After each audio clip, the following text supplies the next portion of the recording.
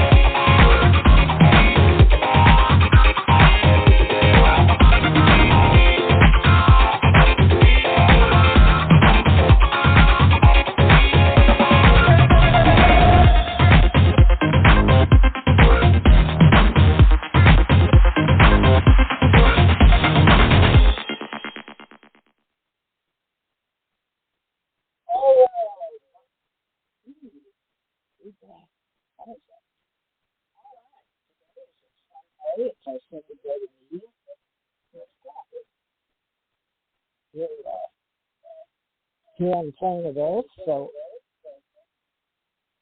hold on, I'm still here. Folks, I apologize. I'm doing my best. I've invited a few people today. Let's see if you find it. Happy Father's Day out to Richard and I'm going to turn my sound down on my video. There. Yeah, okay, I had three different things on various levels. I'm looking the board today for our Ascension Center organization, our Ascension Church of Ministries, and our Ascension Cosmos office. And I have not had a chance to get in touch with Pastor GIGI, but I think that does, and as well as Marci, Laura. So welcome all you people that are friends of theirs. Know that Richard and I are here to support all of you, especially all you new people out there. And it's a time on earth that is amazing to behold. So we thought we would keep up our regular 8 years now. This is our 9th.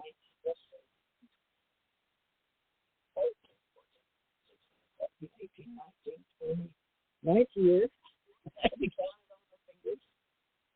and Richard is the 9th year of completion, and been able to, for the TV radio for many years, but has joined me, and we're doing our best to be good, disciplined, moral, ethical philosophers, and come to share in the wisdom of knowing that we're all divine revelators and we're all prophets in our own right, even though they may be considered minor prophets, but working with those that believe there are others above that are much older than us in ways of speaking, divine revelators that come and go and explain it.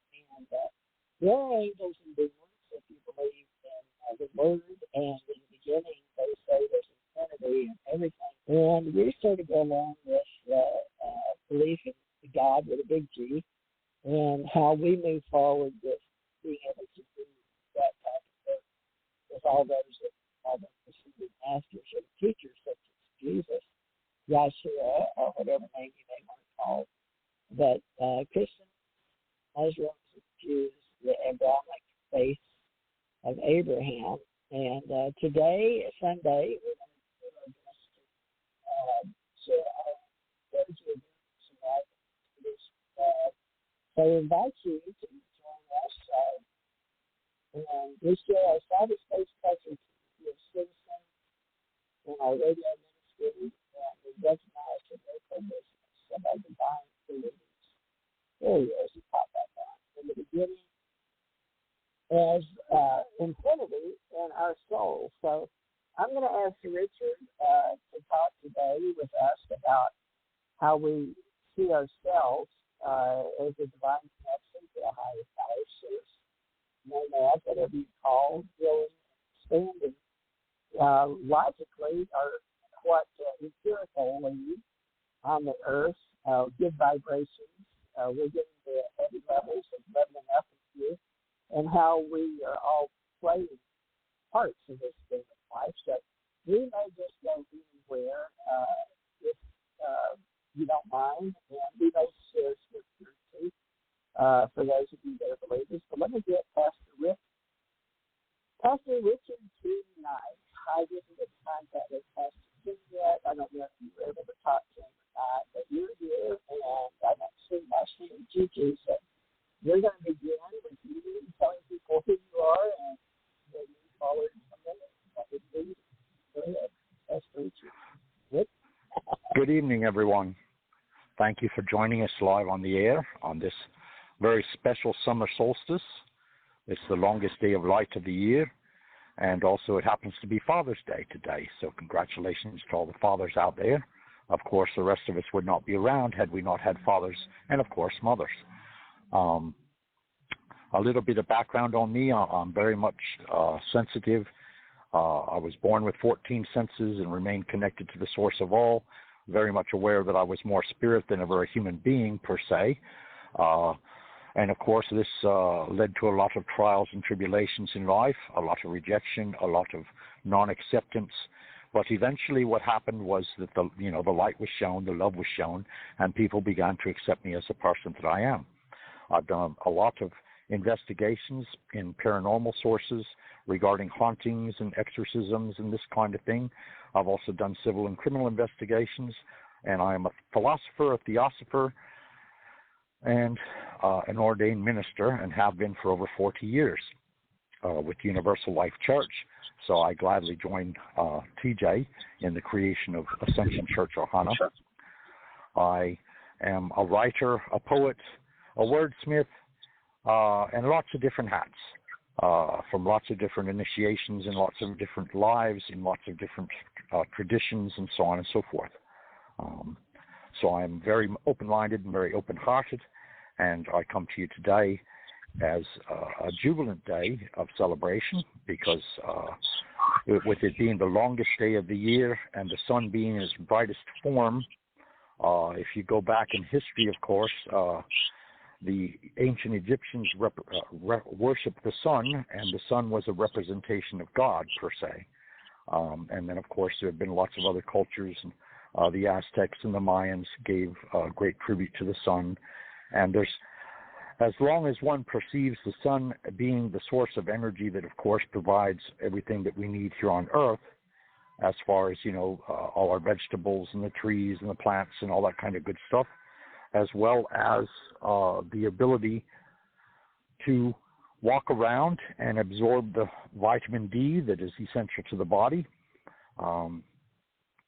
But we, as human beings, we are multidimensional beings of light. We are spirit first and human second. And that's the way, that's just my humble opinion of it, and that's what I've garnered from life. So, TJ, I wasn't able to hear you very clearly. Can you speak some more? Yeah, I'm on the smaller phone. I couldn't. Am I not coming across loud enough? You're not coming across very loud at all for some reason. Okay, I'm glad you're telling me that. Well, in that case, let me look at all my buttons because things weren't. Let's see. I'm using AT&T, but I'm not using that phone. Let's see. If you don't mind, let's see.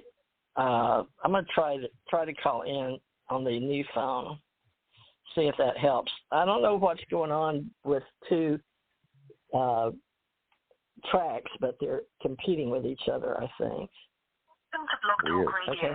Please hold and you'll be able to listen to the show. All right, so this is folks is technical. Let me put this one.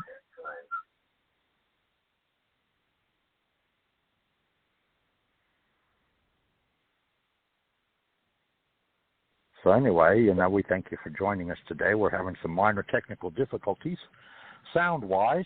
Not sure exactly what's causing it. Could be due to the storm Claudette that's going through a great many states presently, dumping a lot of rain and so forth. Can you hear me now, Richard?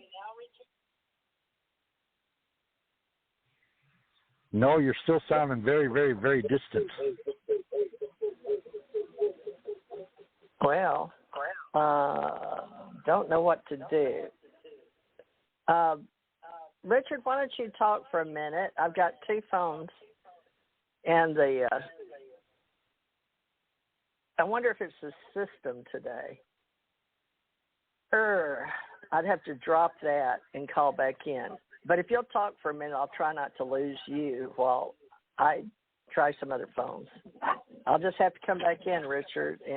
But tell them how we've done the church this year and joined and asked other people to join with us to create a good synergy of people that believe similar to us and the direction we're taking, if you don't mind. And I'll come back and we'll talk about the higher levels, leveling up with dimensions and realms, but how we're sharing. You hear me on two phones, don't you? Let me see. Does that help? Did that help at all? Oh, now I can't hear you at all. Interesting. Didn't help me any. Huh.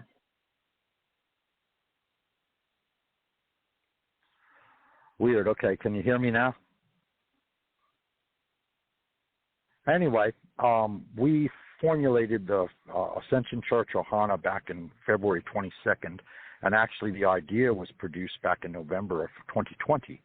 But TJ, or Theresa, and I got together on the 22nd of February and announced to the world via the radio that basically we were forming this non-for-profit church.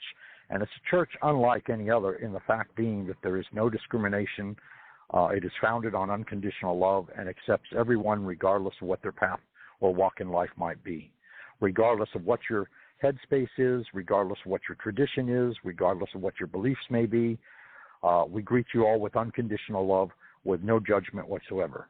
And we throw the doors wide open to all, and we are hoping that in turn we will produce a synergistic group of like-minded people that basically look upon things as deriving from one source of all, regardless of what name it may be called or what faith or tradition may be had. And this source of all produces unconditional love, and this unconditional love sustains us all. And therefore, from that, we all take a stance that, we are all brothers and sisters being of one race of mankind, and then in turn that we are not alone on the planet, that in turn there are also other intelligent beings from other planets, other galaxies, other universes and so forth that oftentimes join us in various forms, simply because in actuality our core being are multidimensional beings of light and consciousness. So our physical beings are what you would say is the expressions that we have through our spiritual selves, and we express that through our human selves. And our human selves are more or less here to have the experience in the 3D realm, which of course is dualistic in nature and so on and so forth.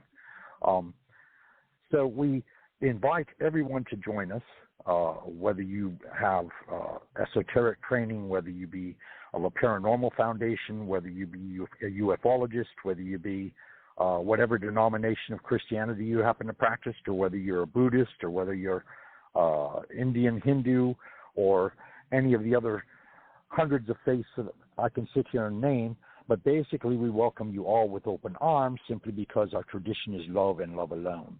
A full acceptance, without judgment, without any kind of hidden agenda, without any kind of preconceived idea of what the one path is, simply because we all stem from the same source, and therefore because of that We are all brothers and sisters in faith. We are all brothers and sisters in life. And that's what the Ascension Church Ohana is all about. The word Ohana, of course, is Hawaiian for family. And basically, we use that word to produce, an authentic view on things. The word ascension, of course, is also one of transcending the normal, or rising in a perspective from the onlook of the whole of creation. Can you hear me? Yeah, I hear you. I also hear something else in the background. That was odd. Okay. So this apparently, whoever likes to keep up with what we do here in cyberspace, allow me to use certain equipment, and it has to be matched up, which I don't really understand, folks, because it's above my pay grade, so to speak. And, when you're doing your work to divine revelation, you get it direct. So that's the best way, is to go up to source. And now people, because of the cyberspace community, are gravitating towards getting information themselves through each other on the planet. We assume that we are all connected in, as Richard said, it's an ascension process of leveling up, and it's like the game of life, and we are all archetypes, and we talk about these meat suits, these skin suits, as you may hear on television, above and below, and angels and demons and all of that out of the Bible. But, all of the old terms and the new terms, we're doing our best to come together. And we're using today's community in cyberspace, among others, with what is offered that it used to be telephones. Now it's cell phones. So the best way we can use this from all the years I've been here, going on 9 years, was to use the communication. And it's been bought and purchased in the last few years. And it's got some new owners. And I don't know if that's good or bad, but it seems to be, if other people aren't complaining, maybe it's just my equipment. But I got new equipment to work through iHeart and Spreaker and Stitcher and Vox Nest. And they're hosting this, and through Blog Talk Radio, BTR, which has been around at least since 96, I believe, that Mr. Levy started this. And when I talk to them, each company says that, yes, we may be owned by iHeart now, which owns Spreaker and Blog Talk Radio, but we're all the same. We're all separate entities.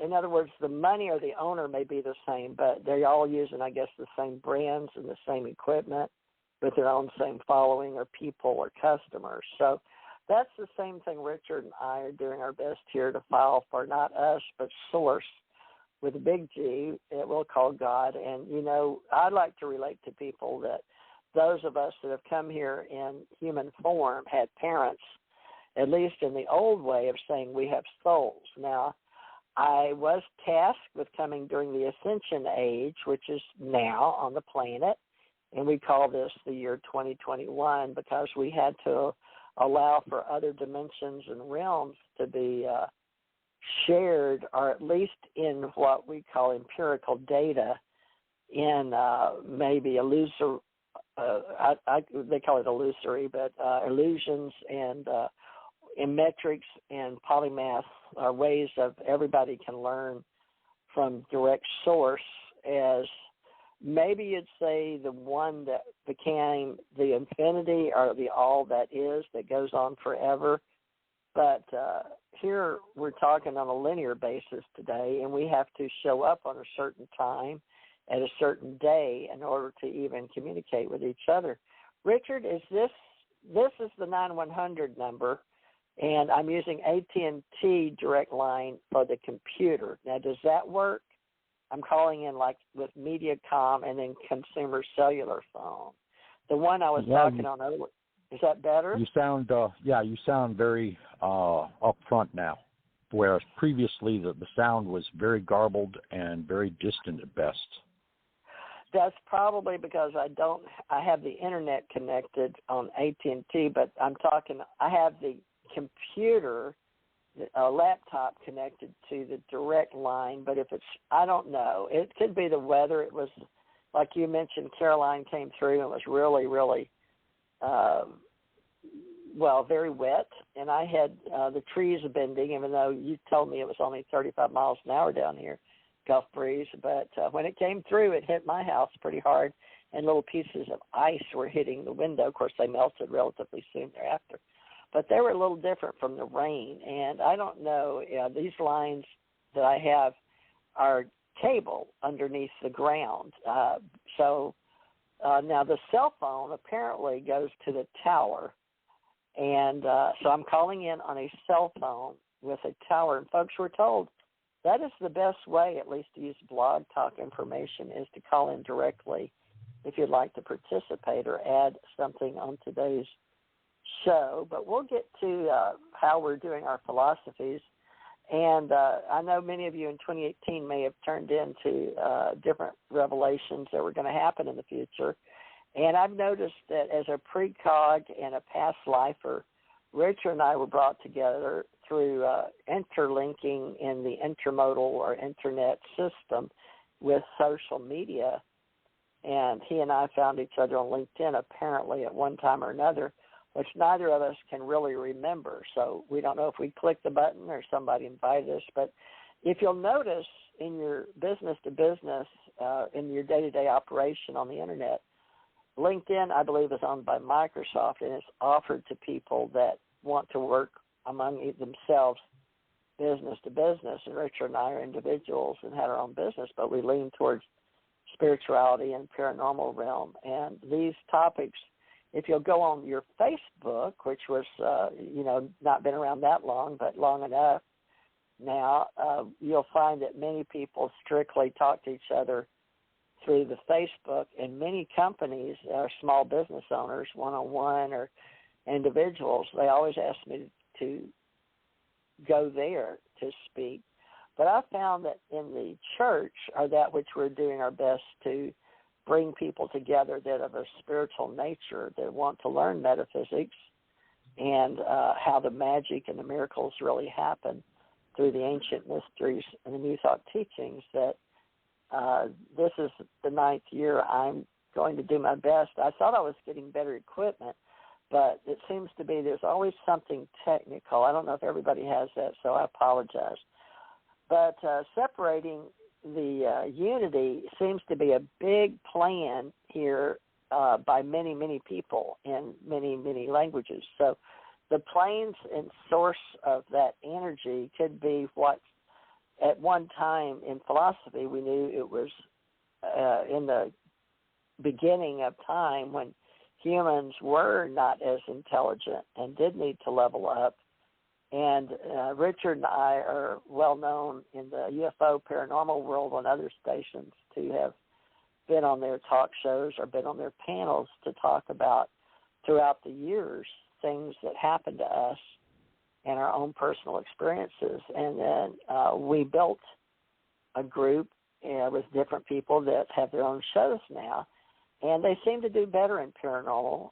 But spirituality is where many people for psychic readings or healings are speaking, and even those aren't here in the spirituality right now. But for Richard and I, blending this energy together, many of you have been called to, for the billions of years that we could see the light and the dark, or the matter, or they say matter, dark matter, antimatter.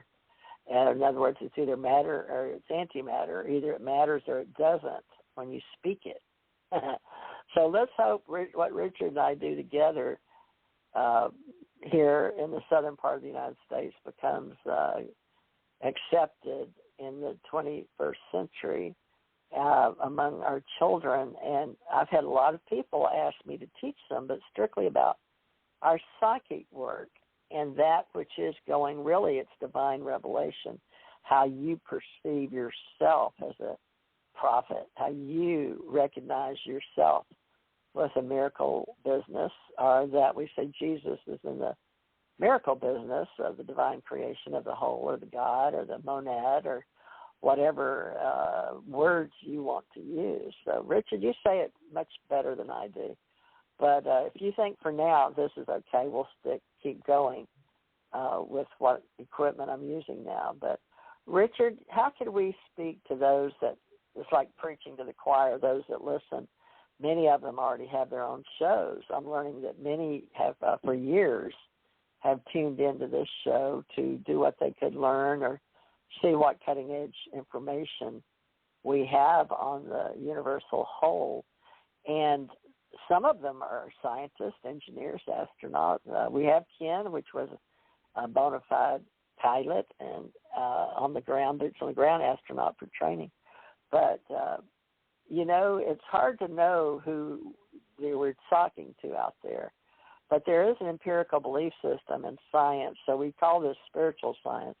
But I put here today that we're not about separation, but using a common cause to unify our ascension and to follow the ascended masters of the many world philosophies and religions, including science as an empirical belief system of the 39.8 billion years we say we can see and know about in this time frame on Earth. And excuse me, folks, if I have typos. I just found one on frame. It'd be frame. But, Richard, I know that it's hard for you on a daily basis. It must be hard on everybody, especially those that have had affrailment or disability to their human form. But what is it about your soul, Richard, that you can use a testimony of that makes you unique? Because each person has their own experiences and their own story in this game of life. And my mother told me we are all the authors of our own life story. So let's talk about the miracle business, because that's the part that is the mystery.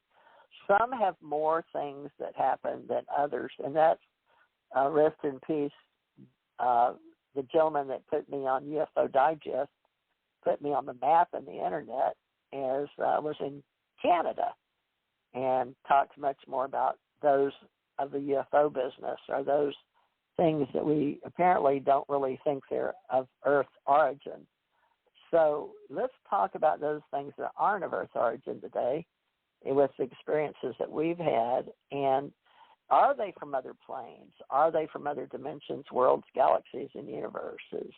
Many people say they are. They just are embedded or infiltrated or overlaid in a different vibe or level or wave in this game of life.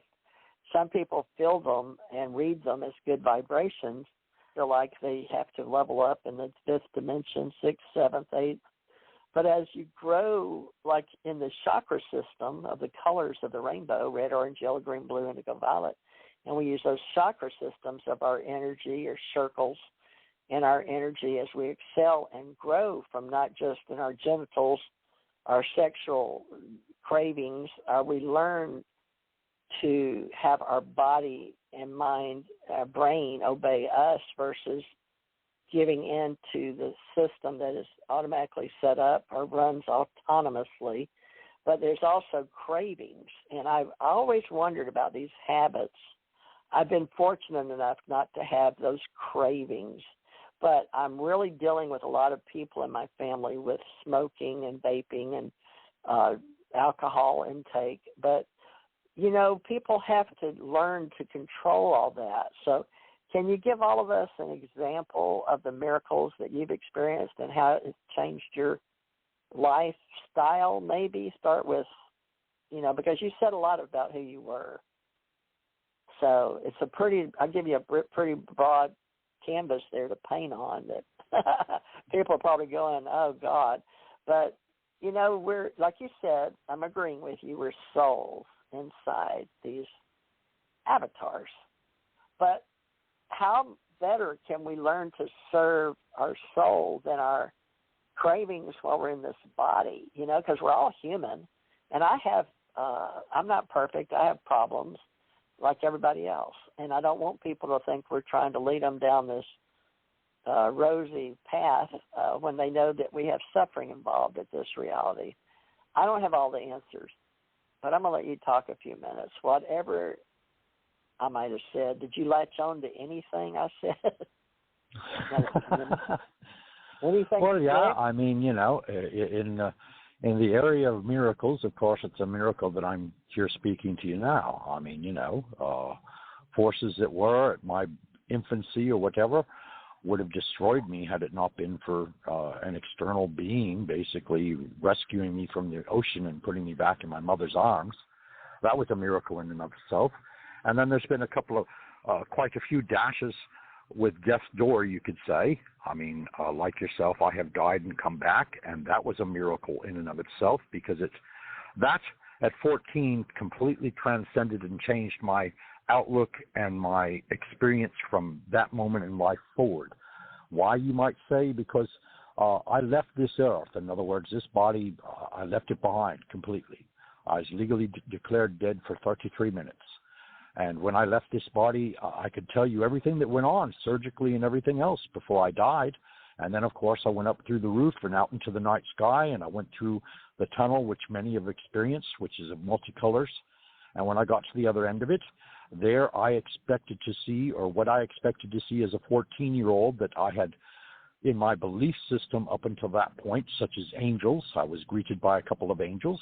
And then in turn, I was introduced and saw what I perceived to be the figurehead or God, a very wise-looking old man who showed me the book of life and showed me my life up until that point in time. And he looked down and he said, well, there's lots of things you have yet to accomplish, which you have not done yet, so you have to come back. Now, of course, the peace, the love, the harmony, the joy, the bliss, there aren't even words to describe it, that I felt at the time as all of this is happening, was so immense and so uplifting that there was no way that I wanted to come back. But I was more or less impressed upon, you could say, and here, I had to return. And when I returned, of course, I found that my body was on a gurney, and it was against a wall in the surgery room, and that a nurse was putting the tag on my big toe. And, of course, when I sat up, after coming into a body of immense pain, she screamed, hollered, and passed out.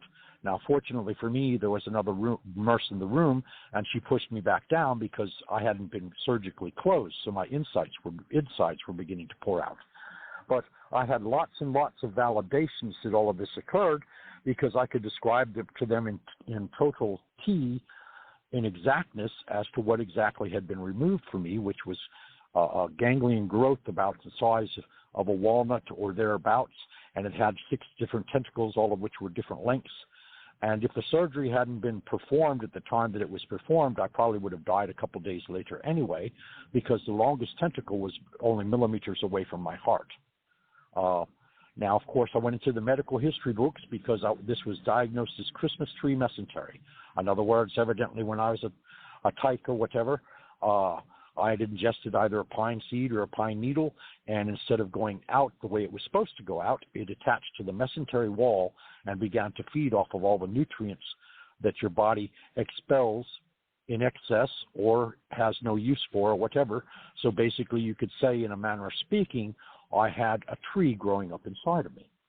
So I went into the medical books that way. This whole perception in regards to reality as it is was presented to me in regards to the entirety of the remainder of my life for the next week that I was physically alive. Of course, I was able to describe to them, this growth that had been taken from me, and of course I demanded to see it.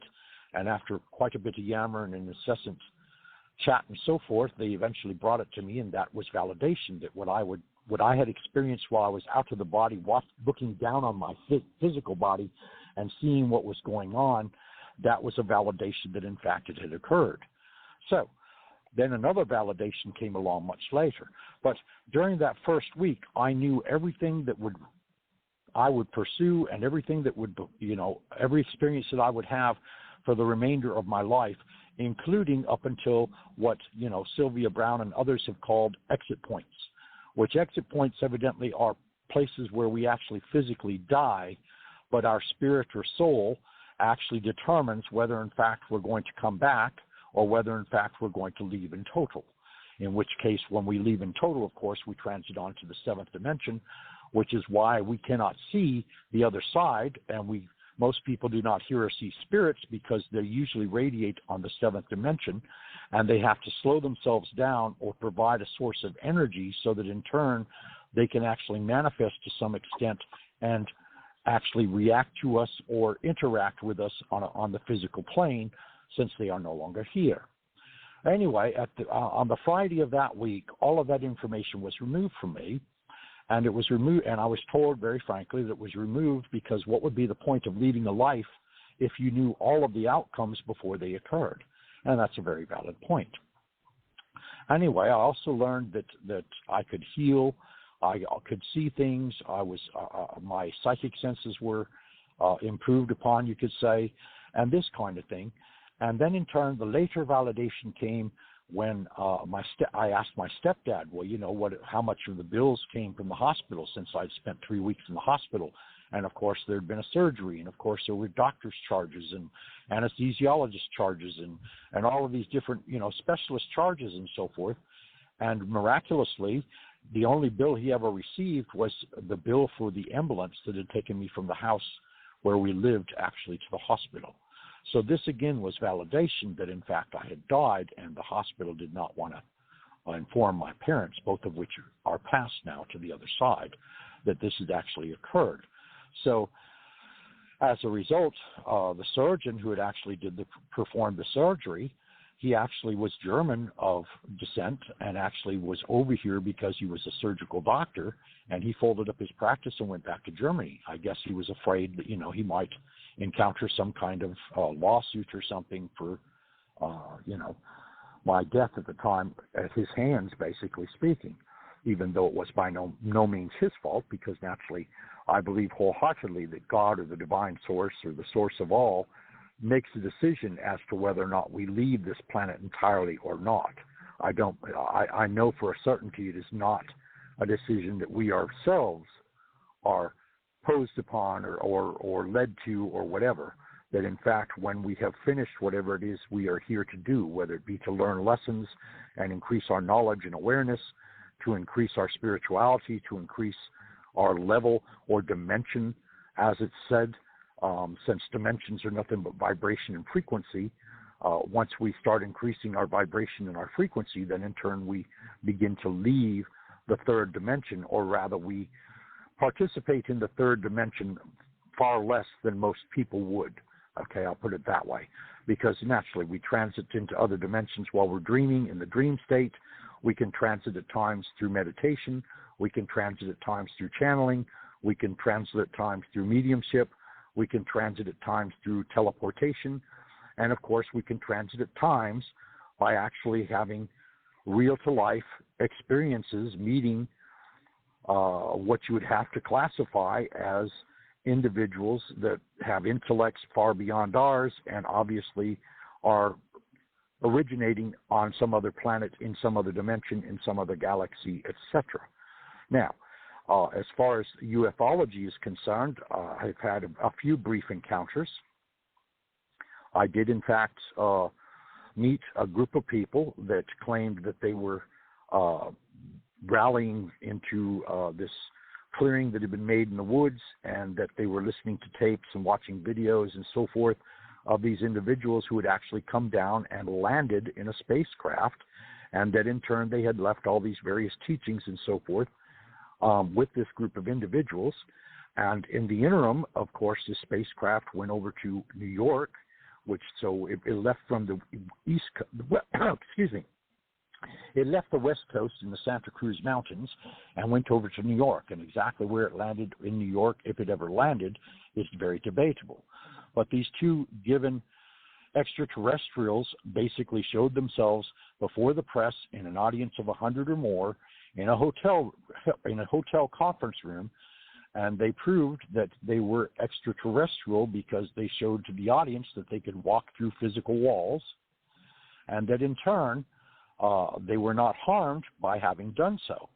And then they also proved several times that they could disappear from the room that they were in into another room where other people with cameras were videotaping and so forth.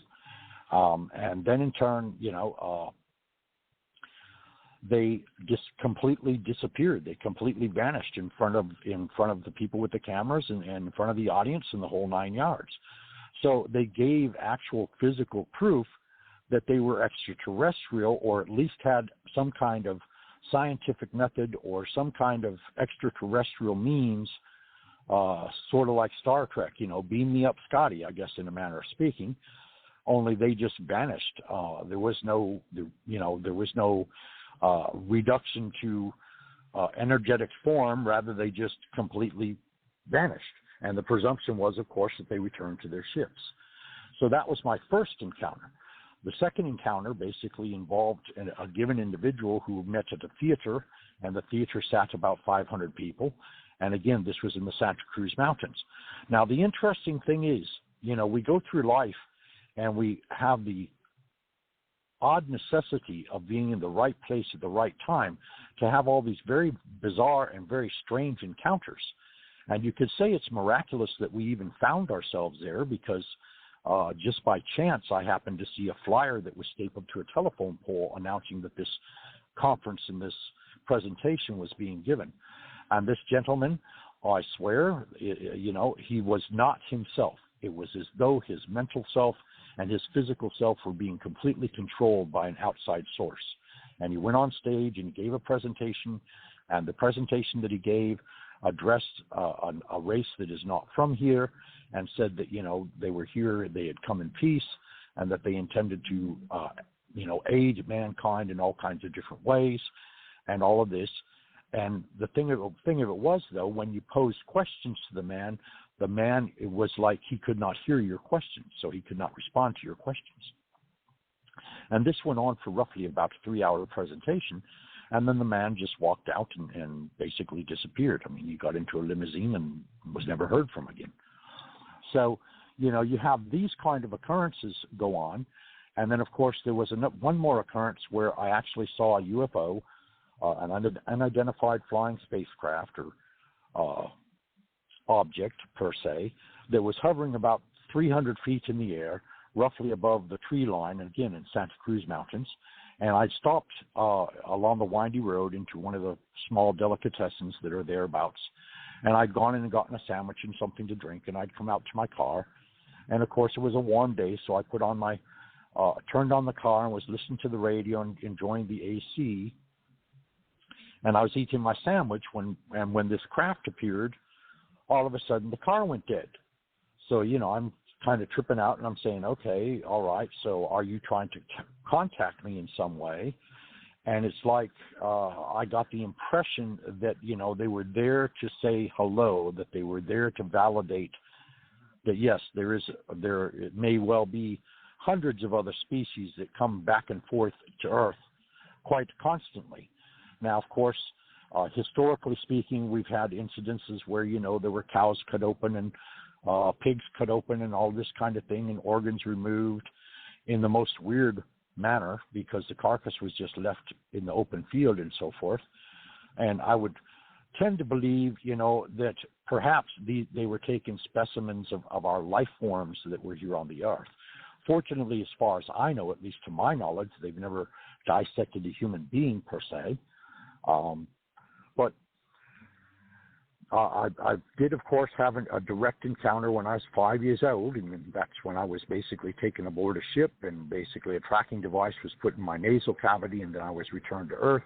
I lost several hours during this process, and the tracking device was supposed to be removed when I was 17. However, unfortunately, I was at the party, and I got sucker punched in the nose. It broke my nose, and so they didn't follow up with the removal, and I actually pursued the removal 18 years later at the age of 35. So I have had all kinds of encounters with all kinds of different entities, with all kinds of different energetic forms. Some have been light, some have been dark. And when I say dark, you get the feeling in the pit of your stomach that something just is not right, that something is just evil, that something is just, it's just up to no good, period. Now, whether it's demonic or not, again, that would depend on the situation and whether, in fact, they are actually posing a physical threat. If they're posing a physical threat and reaching out to harm people, then yes, I would say that possibly they're demonic. However, if they're not reaching out to harm, if in turn they're reaching out to aid others and so forth, and they have auric fields of tremendous light and so forth, then you could classify them as either angels or possibly even extraterrestrials. And I have had encounters with a great many over time. And so that's why my expanded awareness is such that, yes, I am very much aware of spirits. I am very much aware of entities. I am very much aware of beings that are not of the same origin as ourselves as far as their physical nature is concerned. Now, of course, as we plot along our path of life, all of these different experiences give you great in-depth thinking because you're wondering, well, did this really happen? And then, of course, sometimes you get validation through other people that also witnessed it. Other times you get validation through other people that have had very, very similar experiences and all of this kind of thing. And it's all very interesting, to say the least. And I do believe that we are propelled forward in our drive to basically reascend or re-become, more or less, the spiritual entities that we truly are, and in full recognition of that. And I guess the best simile that I could give of what you would call someone with an ascended master that is walking the earth, Christ would be a very good example, simply because he was easily able to create miraculous healings and even raise the dead and all of these kind of things. But I'm sure that there are others in all kinds of different traditions that have done similar or even the same. So I'm not putting Christ alone on a pedestal and saying that Christ alone is the way, because, again, we are non-denominational. We accept all faiths and traditions as being valid simply because they are your given individual path. And it is not for us to sit in judgment as to what is right and wrong for you, other than to say only that which is allowable by law. So in other words, no, we're not criminals. We're not going to scam anybody. We're not looking to proffer all kinds of craziness. We're not into subliminal programming or brainwashing or anything like that. Rather, we are observers, and in our life paths we have observed a great many incidences that have made us tremendously open and very much aware that there's a whole lot more going on than what appears merely on the surface. Back to you, TJ. Okay. I'm going to read you something that talks about someone speaking of, and I don't know at what point I should start, but this is something that many of you already know. I could go deeper into this, but I'm going to talk about when Jesus had 6 days. It was a time where it's been rewritten, and the words usually must have know that words are read usually in the You're fading away. The King James Version has stories, and this one I find easy to understand about Jesus. He took Peter, James, and John, his brother, and he brought them into a high mountain apart, okay, and it was transfigured before them. So Jesus is saying here that Jesus was transfigured before Peter, James, and John. Can you hear me now, Richard? Okay? Yes, I hear it clear. Okay, and Jesus was transfigured before them, and his face did shine as the sun, and his raiment, which is his clothes, was white as the light. And behold, there appeared unto them Moses and Elias, talking with him. Then answered Peter and said unto Jesus, Lord, it is good for us to be here. If thou wilt, let us make here 3 tabernacles, one for thee, one for Moses, and one for Elias. While he yet spoke, behold, a bright cloud overshadowed them. And behold, a voice out of the cloud which said, This is my beloved Son, in whom I am well pleased. hear ye him.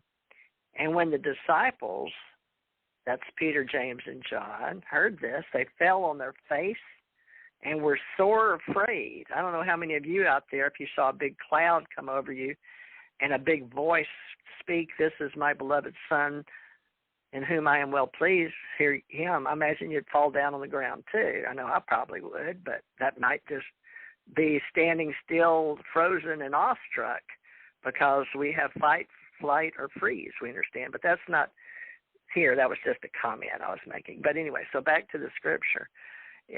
And when the disciples heard it, they fell on their faces and were sore afraid, and Jesus came and touched them and said, arise and be afraid, or arise and be not afraid. And when they'd lifted up their eyes, they saw no man save Jesus only. And as they came down from the mountain, Jesus charged them, saying, tell the vision to no man until the Son of Man be risen again from the dead. And his disciples against him, saying, why then say the scribes that Elias must first come? Because they know what they had saw, right? Do you understand what I'm saying here, Richard? It's pretty heavy, isn't it? He said, don't tell him again till he comes later, because Jesus said, Elias truly shall first come and restore all things. But I say unto you that Elias is come already, and they know him not, but have done unto him whatsoever they listed. Likewise shall also the Son of Man suffer of them. So basically, people thought Elias was John the Baptist, and they had killed him, and they were going to do the same thing to Jesus. So that's the story in the Bible, and you can read that in the New Testament under Matthew, and there's Matthew, Mark, Luke, and John, and we usually take that with the word of Jesus because there's very real few scriptures talking about him talking. But that's, Richard, have you read that before? Yeah. You know, people always refer to Ezekiel, but that Jesus came in a cloud. So I guess you could say maybe there was God in a cloud because it's written in the Bible, and there are people that believe every word written here was inspired by God or the original creator himself. Now, whether you or others believe that, Richard, I don't know. But I just know that when I came to this planet and I grew up in the church, they used this book with particular words written. And I do know, because I've studied a lot of world religions, a lot of other books, that not all the best words are chosen. But this, folks, is the best I can do to tell you through my spirit, because I'm reading a language I was brought to believe in American English, and it's chosen business. But I'm reading this from the Holy Bible, Old and New Testaments, authorized King James Version, translated out of the original tongues, and where previous translations diligently compared and revised. So this is the self-pronouncing words of Christ in red with read-along references and translations. Now, this particular Bible that I have, we've got quite a few around here because we were brought up to believe in reading the Bible, and not religiously, I guess, but yes, religiously, because we were Christians. So this is instilled in many of us, that the Lord thy God, that there is the Lord, and he maketh all things, even the plagues wonderful, and the plagues of the sea, and every great plague, and long continuous sore sickness, and long continuous, where it's amazing is the things of Egypt that we were afraid of back then. In those days, some of us have past lives and remember those days, or have walked with others, or been with others with past lives. And there were many pyramids all over the world, not just in Egypt. But those were the ones, I think, that were first unearthed or could not be earthed, and many are still to be shown. And I learned a lot of things from people. And when I'd come back and study, some of the words were hard to understand, especially as a child. They sounded foreign, especially with these, thous, thines, heretofore, behold, and all these words. But so some people, Richard, like the translation in the new way that they have different books, and study in America. But for the people the point Richard was making is there are beings, and I get what he's saying because I've seen them too. And whether I've died and come back many times, more than I want to count, but there was no pain dying. It was the pain and suffering coming back in this reality, in this dimension, in this body. And these words were very comforting to people throughout the world, but there's so many things we couldn't meet. Apparently, their original creator, or some people believe those from the heavens came that were strictly gods like the Anunnaki, or the sky people. The Ans were one of the first creator group of gods. They're El gods, and a lot of them believe they were very vindictive gods. And so when they start off the book of Genesis, they talk about, in our image create we them, and they didn't want to give us all the intelligence. And when they saw many of us building the tower to heaven to get back to heaven, they thought we were a bunch of idiots, but they also said we don't want them doing that, and we're going to mix them up. So in many of the Christian stories, the Tower of Babel is used as archetype for separating people and having them not be able to speak, whether that was a program or a plan of the gods that possibly worked for the one and only G God. We don't know. But it sounds like Jesus, to me, and Richard, I'd like to hear your input on this, was the Son of God, or the God that we believe as Christians. There's only one God. But, you know, this was Peter. Now, right before that he sees and takes Peter up, he was talking to Simon Peter and said, "Thou art the Christ, the Son of the living God." That's what Peter thought. Because in Matthew, the what we call folks, there's pages and there's books. I guess you'd say books first, and then there's chapters and verses. And these verses, they usually will quote, and they quote them out of context a lot, which I'm doing. I'm not telling you the whole story as it reads in the Bible, but this is where people say, now it doesn't say a church, but listen to this. It doesn't say the Catholic Church, but this is where this comes from. It says, they said, this is right before I talk about him meeting, Peter getting to meet or hear God direct to his son. Well, he was talking to Peter on the mount and from the cloud, saying, "This is my son of whom I'm well pleased," right? Listen to him. But here's how it goes. The sons, they said, let's see, when Jesus came into the coast of, Caesarea, like Caesar, Philippi, says, it's hard for me to read it because it's got hyphen dashes. Caesarea Philippi, interesting, Caesarea Philippi. He asked his disciples, saying, "Whom do men say that I, the Son of Man, am?" So he's asking these people, okay? So, and they said, "Some say thou art John the Baptist, some Elias, and others Jeremiah, as are one of the prophets." And he saith unto them, this is Jesus speaking, "But whom say ye that I am?"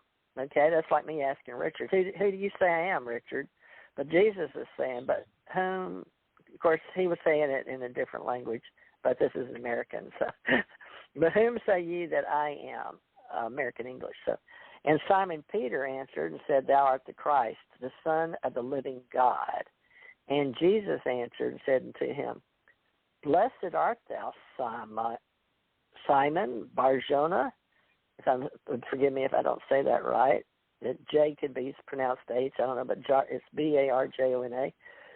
So, "Blessed art thou, Simon Bar-Jonah, for flesh and blood have not revealed it unto thee, but my Father which is in heaven. And I say unto thee that thou art Peter, and upon this rock I will build my church, and the gates of hell shall not prevail against it. And I will give unto thee the keys of the kingdom of heaven, and whatsoever thou shalt bind on earth shall be bound in heaven, and whatsoever thou shalt loose on earth shall be loosed in heaven. So then charged his disciples that they should tell no man that he was Jesus the Christ. For at that time forth became Jesus to show unto his disciples how he must go unto Jerusalem and suffer many things, the elders and the chief priests and the scribes, and be killed, and be raised upon the third day. Then Peter took him and began to rebuke him, saying, Be it far from thee, Lord, thou shalt not be unto thee.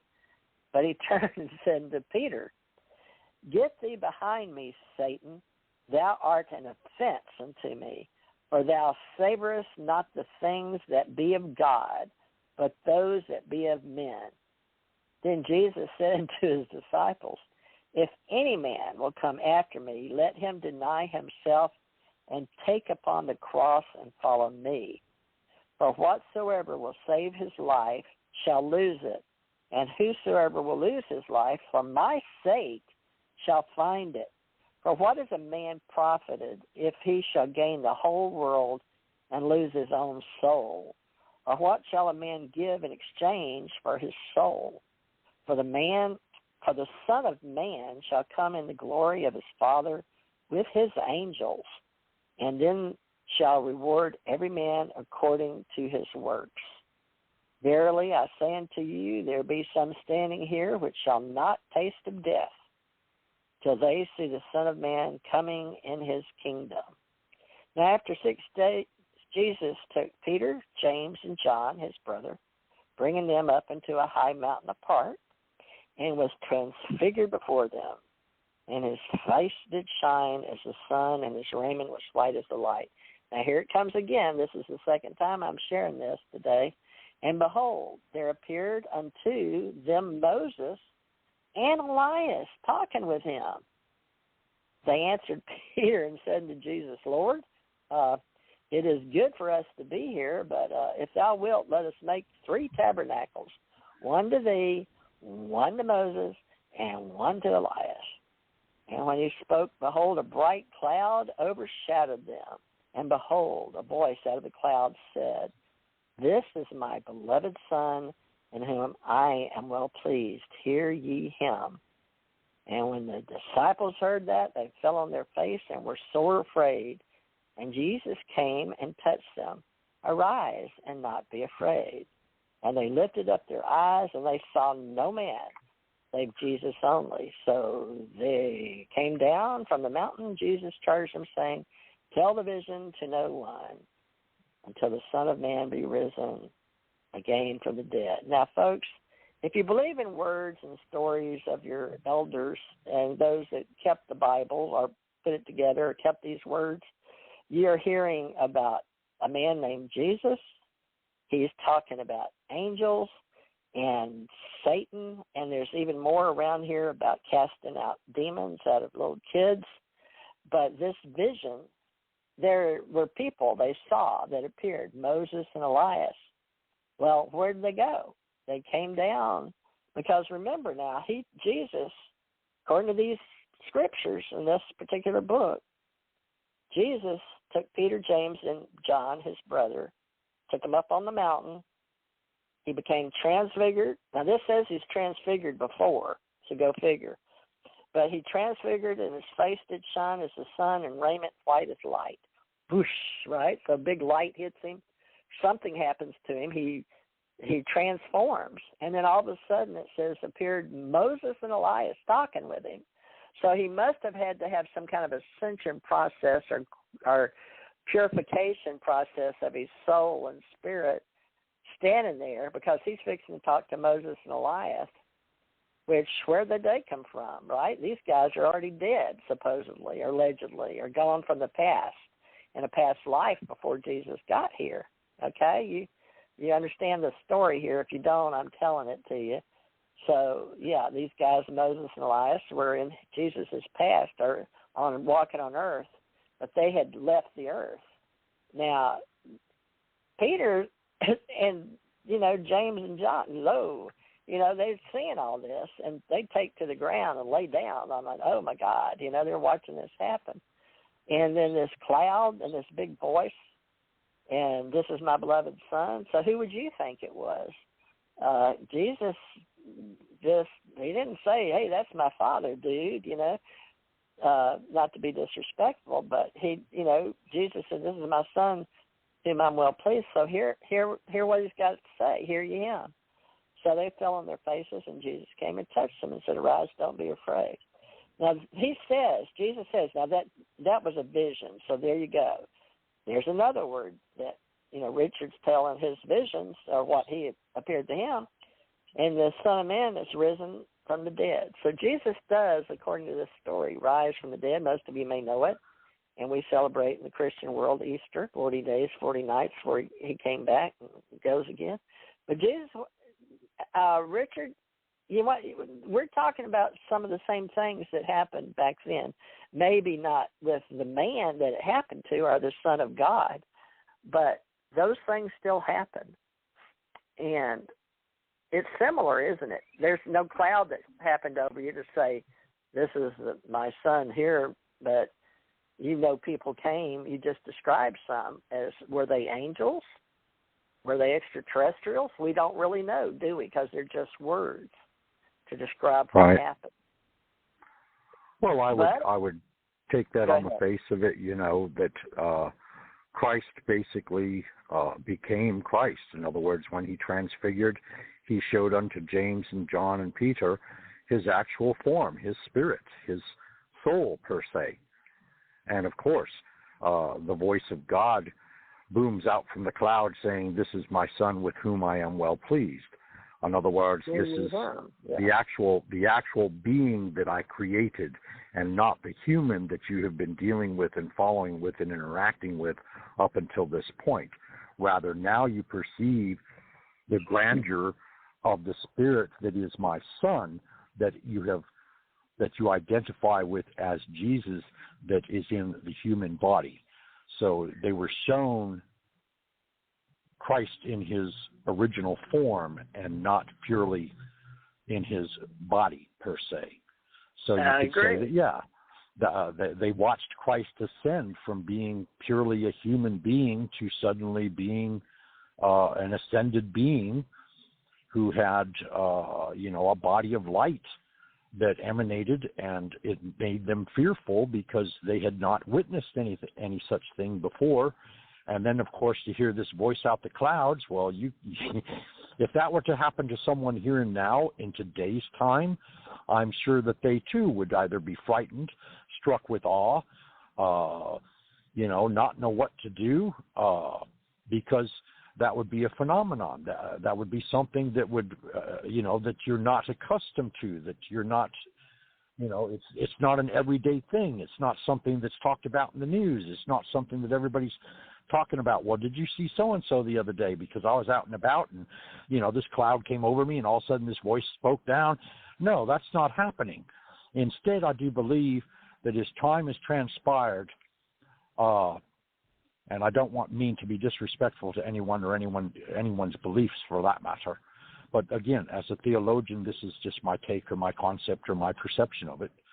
The fact being that, Christ came to basically show unto us the ways of love, and that those were the lessons we were to learn, and that if we fully accepted those lessons, that in turn we brought Christ into the heart of our spirit, and therefore were joined in a conscious manner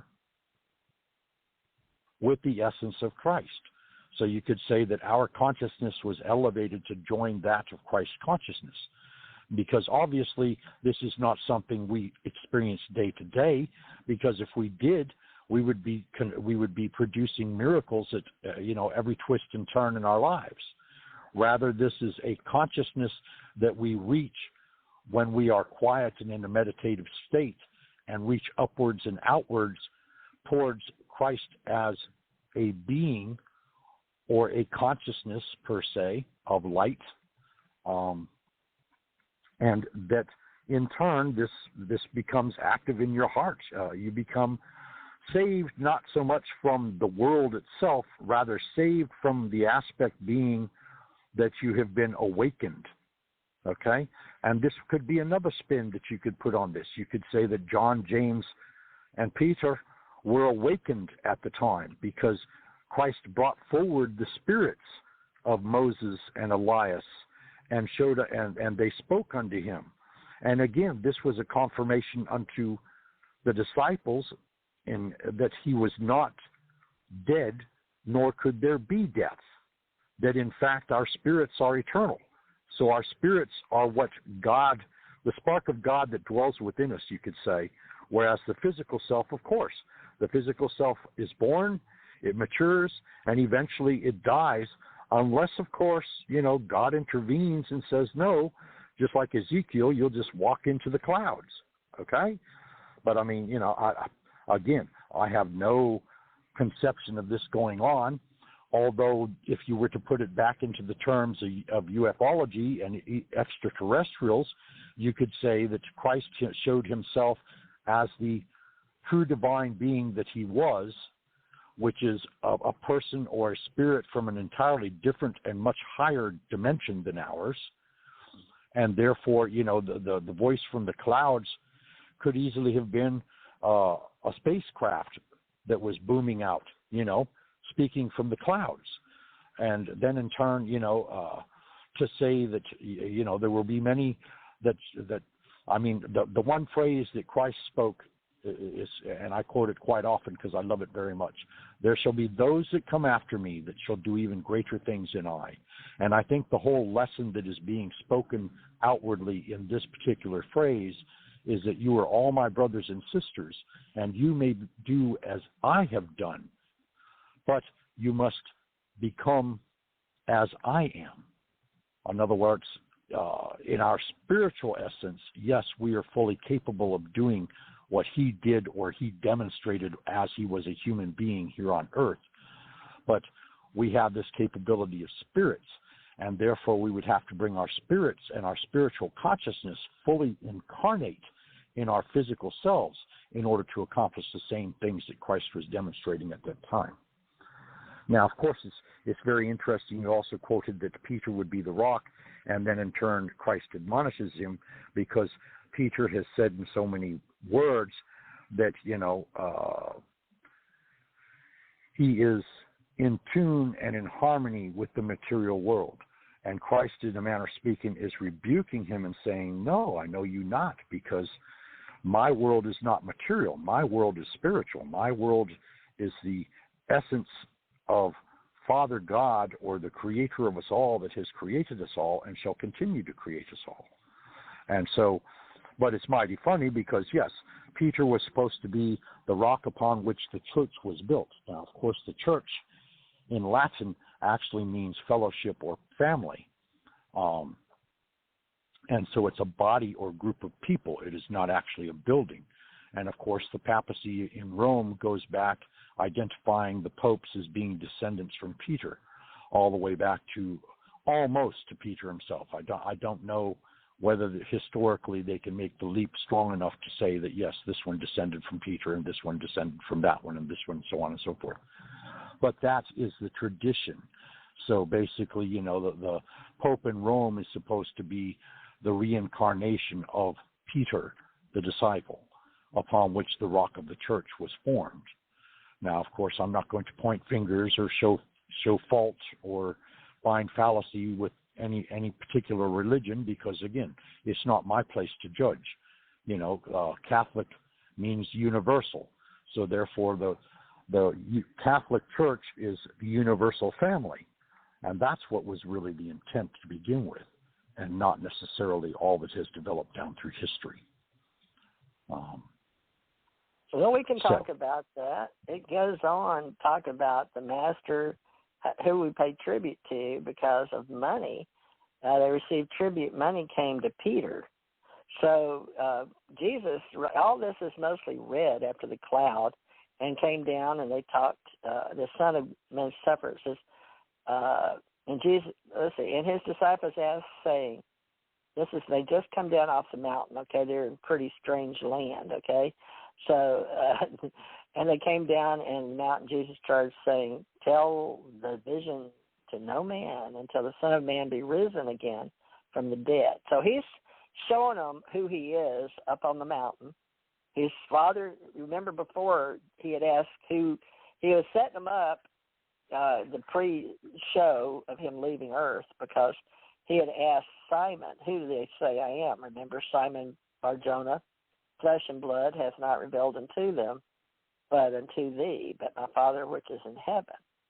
And I say unto thee that thou art Peter, and upon the rock I will build my church, and the gates of hell shall not prevail against it. So that lets you know, if you believe, if anything ever in this book, that there is a hell, and their gates of hell shall not prevail against it. And I will give unto thee the keys of the kingdom of heaven, and whatsoever thou shalt bind. Now remember, we already said all that, but Jesus came and to touch them when they came down, told them, don't be afraid. Okay, now we're going to go back to after he was up there on the mountain. He's shown that his raiment was white, pure light, and his face like the sun. So they saw Jesus, but they appeared, Moses and Elias, talking with him. So I would imagine both Elias and Moses were standing there in the light like him. It doesn't say that, not in this particular King James Version, but a lot's been knocked and messed up and moved around. But if you believe these are the words that we're supposed to adhere to, or at least give us an idea of who we are on this planet. So after, they came down and they saw the scribes, Elias must first come, because his dad asked him, saying, why then say the scribes? Now, these are the people they've been reading, like I'm reading out of here. So the scribes are the people that wrote all this up, okay? So, and people couldn't read and write back in the day, so they had to have these people talk to them. But Jesus answered and said, because this is what Jesus charged them, saying, tell the vision to no man until the Son of Man be risen again from the dead. So his disciples asked him, so these are the disciples that Peter, James, and John, he called the disciples. So when they say the scribes that Elias must first come, Jesus said, tell them, well, why do they say Elias has to come back, so to speak? And Elias is truly, this is in Jesus Jesus saying this. Jesus answered and said unto them, Elias truly shall first come and restore all things. But I say unto you that Elias has come already. Whoa. Did y'all get that? And they knew him not, but have done unto him whatsoever they listed. Likewise shall also the Son of Man suffer of them. So he's saying, well, Elias has already come, even though y'all wrote about him, but y'all killed him. And you're going to do the same thing to me, is what he's saying. He calls himself the Son of Man because he's coming down to the planet to save everybody that is in human form as a man born on this planet, okay? And they call man, woman, man, form of the humanoid, sentient, intelligent being species that we are walking, talking, but our soul spirit like his is inside us, the pure light of what we really are because we're of God. But the disciples understood that he spake unto them, oh, John the Baptist. And when they were come to the multitude, they came to him, a certain man, kneeling down to him. This is in black. This is telling us what's happening here. This is the story. So he knelt down, saying to him, Lord, have mercy on my son, for he's a lunatic, and sore vexed, for oft times he falleth into the fire or off in the water. And I brought him to these disciples, and they couldn't cure him, could not cure him. I'm saying couldn't, Southern, could not cure him. And Jesus answered and said, O faithless and perverse generation. So he's talking to all those people at that time. How long shall I be with you? How long shall I suffer you? Bring him hither to me. I'm sure he didn't say it like that, but I'm reading it in my voice. Like, oh gosh, you guys, come on. So Jesus rebuked the devil. There you go. There's the devil, okay? So he departed out of him, and the child was cured for that vexed hour, that very hour. So he cured him immediately with what the man was telling, my son's a lunatic and falls in the water and the fire and all this stuff. So Jesus, apparently, at that time, there were evil demons or evil, nowadays we call them archons, evil energies that don't have a body or soul of their own, or they want to go into ours. And it may still happen, folks. We're not saying it doesn't. I'm just putting it into the story here that we know these things happen. But Jesus was able to, being the Son of God, could, he was telling you if you have faith of a mustard seed, that's fixing to come. Oh, okay, I just saw that word. Okay, it was cured from the very hour. Then came the disciples to Jesus apart and said, why couldn't you cast them out? Okay, but he said this in private. And Jesus said unto them, they said, they're saying, why can't we cast them out, the devil, like you did? Jesus said unto them, because of your unbelief, verily I say unto you, if you have faith as a grain of mustard seed, you shall say unto this mountain, remove hence to yonder place, and it shall remove. And nothing shall be impossible unto you. Howbeit that kind goeth not out, but by prayer and fasting. So, in other words, why you only have prayer? In other words, what I get from this, Richard, you can tell me in a minute, but he's saying, look, if you got faith, tiny, just enough faith, just the size of a little mustard seed, folks, if you buy them at the store, you can in a little jar from Walmart. There's little mustard seeds. I guess they used them a lot for spice or whatever, but he used that as a example. Said, if you believe you can move that mountain, and you got just a little bit of faith, you can do it. So Jesus is telling them this is the way it really is. Of course, I guess you got to be in your light body and your spirit and soul and know that, you're with God and who you are. But he's saying, howbeit this is Jesus. Howbeit this kind goeth not but by prayer and fasting. Like you guys only seem to want to pray and fast. You seem to get the Spirit. But anyway, and while they abode in Galilee, Jesus said to them, the Son of Man shall be betrayed into the hands of men. And I guess he talked to himself in the third person as the Son of Man. And they shall kill him, and the third day he shall be raised again. And they were exceedingly sorry. And when they came to Capernaum, they received tribute money, came to Peter, and said, doeth not your master pay tribute? Meaning, give us some money. He saith, yes. And when he was coming to the house, Jesus prevented him, saying, thinkest thou, Simon, of whom do the kings of the earth take custom or tribute? Now he's asking him a question. There's a big question mark here. Of their own children or of strangers? And Peter said unto him, I guess it was Simon called Peter, because I thought up here it said Simon, but we'll look at that in a minute. Jesus said unto him, strangers. Jesus said unto him, then are the children free. Because Peter said unto him, of strangers. Jesus saith unto him. Now, Jesus is talking to Peter, said, in red, then are the children free. Notwithstanding, lest we should offend them, go thou to the sea, cast a hook, take up a fish, and the first that come up, when thou hast opened his mouth, thou shalt find a piece of money. Take that, give it unto them for me and thee. So at the same time, now this is Black again, just telling the story. And at the same time, the disciples unto Jesus, saying, who is the greatest in the kingdom of heaven? And Jesus called a little child unto him and set him in the midst of them. And y'all may have, growing up, seen little pictures of Jesus having a little child, and he's talking to his people around him, okay? Called the people around him, set a little child on his little knee there, and set in the midst of them, talking to everybody. It said, now this is in red, Jesus says, verily I say unto you, except you be converted and become as these little children, you shall not enter into the kingdom of heaven. Whosoever therefore shall humble himself as this little child, the same is the greatest is in the kingdom of heaven. And whoso shall receive one such little child in my name receiveth me. But whoso shall offend one of these little ones, which believe in me, it were better it were better for him that a milestone were hung around his neck, and that he were drowned in the depths of the sea. Woe unto the world because of offenses, for it must needs be that offense come, but woe to the man by whom the offense cometh.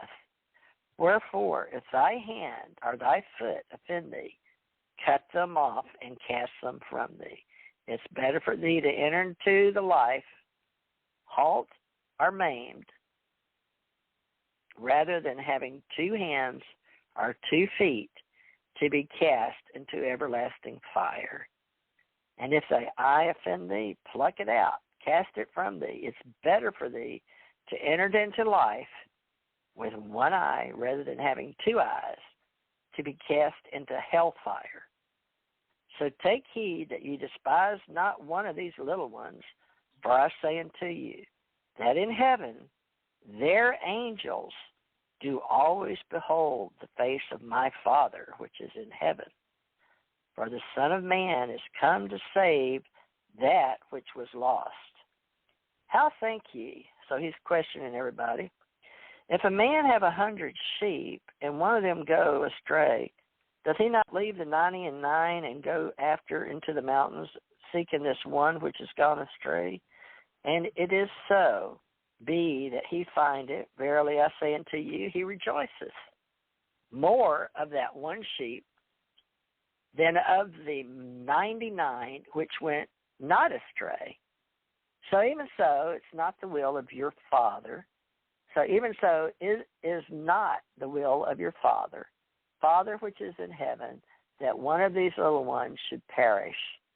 Moreover, if thy brother shall trespass against thee, go and tell him his fault between thee and him alone. And if he shall hear thee, thou hast gained thy brother. But if he'll not hear thee, then then take with thee 1 or 2 more, and in the mouth of 2 or more 3 witnesses, every word may be established. And if he shall neglect to hear them, tell it unto the church. Now that's the people, right? I guess of your faith, whatever that is. But if he neglect to hear the church, let him be unto thee as a heathen man and a publican. And you'll have to look those up. So, but Jesus is still speaking. So he says, verily I say unto you, whatever you bound on earth shall be bound in heaven. Now, let me read that again. Verily I say unto you, whatsoever ye shall bind on earth, it does say that, shall be bound in heaven. And whatsoever ye shall loose on earth shall ye loose in heaven. I guess whatever you take with you and whatever you leave behind. We'll talk about that with Richard. Again, I say unto you that if 2 of you shall agree on earth as touching anything that shall ask, if ye shall be done for them of my Father which is in heaven. For where 2 or 3 are gathered together in my name, there am I in the midst of them. Woo. So I wonder if Richard and I feel like we're gathered in the name of heaven and God, because if so, it says right here in Jesus' own words, if you believe what's in the Bible, that is, or that man wrote these words for a reason. But Peter came to him and said, how oft shall my brother sin against me and I forgive him? Like till 7 times? ? So Jesus said unto him, I say, not unto thee until 7 times, but until 7 times 70 times 7. Holy moly. I guess we're supposed to forgive and forget. So the kingdom of heaven likened unto a certain king. He's still speaking to Peter. Boy, he likes these parables, doesn't he? He likened to a certain king which could take account of his servants. And when he had begun to reckon, one was brought unto him. He owed him 10,000 talents. Settle accounts on talents. So talents is like money, I guess. But for as much as he had not to pay, his Lord commanded him, be sold, and his wife and his children and all that he had, for payment to be made. And Jesus is talking this, not me. This is Jesus. Well, the words that are written here. The servant, therefore, fell down, worshipped him, saying, Lord, have patience with me, and I'll pay thee all. And the Lord of that house, that servant, was moved into compassion and loosed him and forgave him the debt. I'm sorry, people are coming over here, I guess. But the same servant went out and found one of his fellow servants.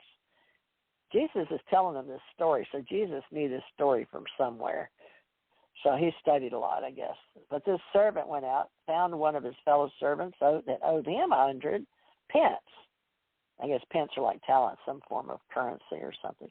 And he laid hands on him and took him by the throat. Oh, gosh. The throat, saying, "Pay me that thou owest." And his fellow servant fell down at his feet, besought him, saying, "Have patience with me, and I'll pay thee all." And he would not, but went and cast him into prison till he should pay the debt.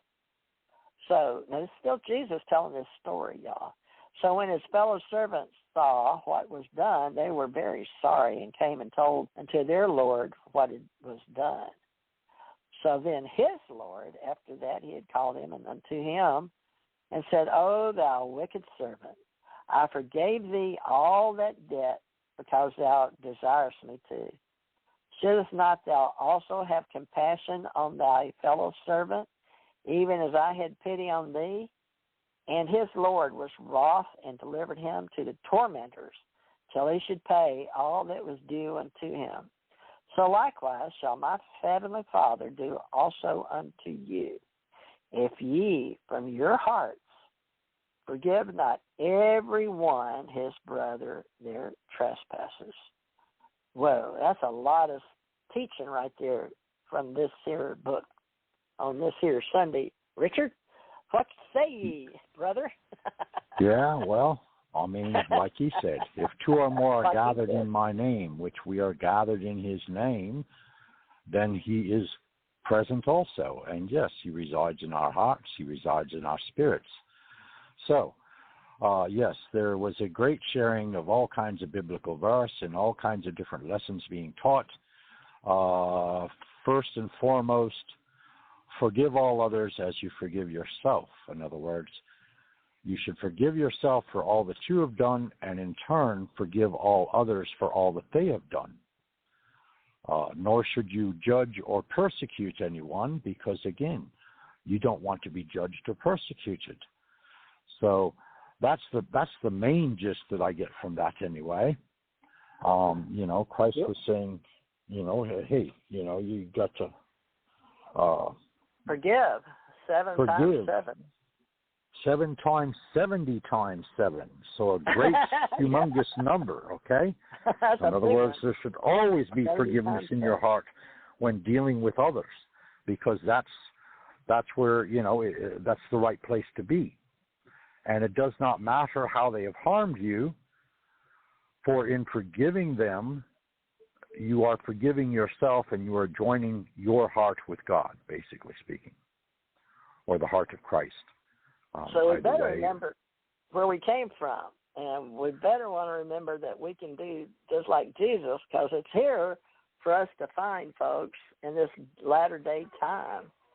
Oh, believe it or not, that's Susan Johnson calling. Say what? She must not. That was Susan Johnson calling me on the phone. I haven't heard from her in a long time, since she was on this show. So be perfect and try to do the best you can, and forgive everybody, not just one time, not 7 times like Peter, and 70 times 7. But there's a lot of words here, folks, to learn from. And the church are the people that, if you want to believe, you are. But, everybody can preach and teach, and we have evangelists of all types and all kind of religions and world and on TV, and this is radio.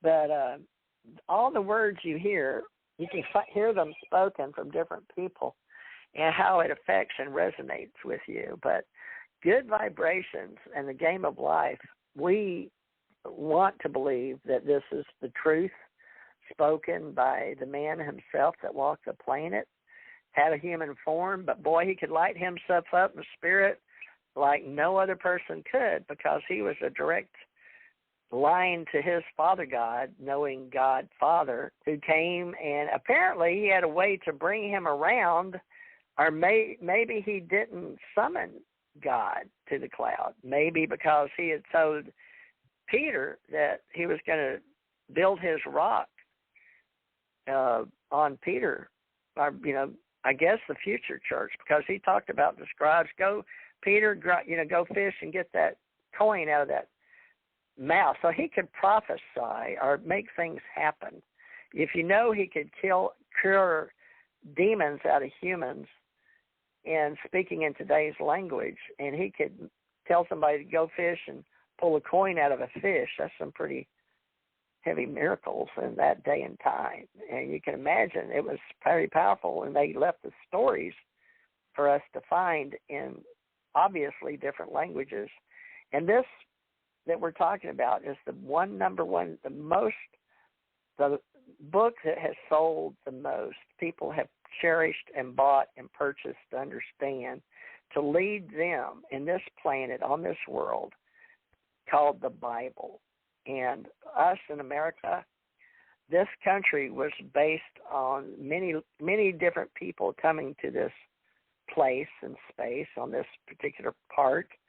And we now recognize that we are here and we ascend, and that's the gist of what this number one sold book in the entire planet on these words that my family have chosen to lead themselves, whether they were Mennonites or Amish or Mormons or Latter-day Saints, Catholics, Protestants, Baptists, Methodists. We've all been all that to this present day, where I have been studying world religions, coming and going, in and out of body, going, why am I back here?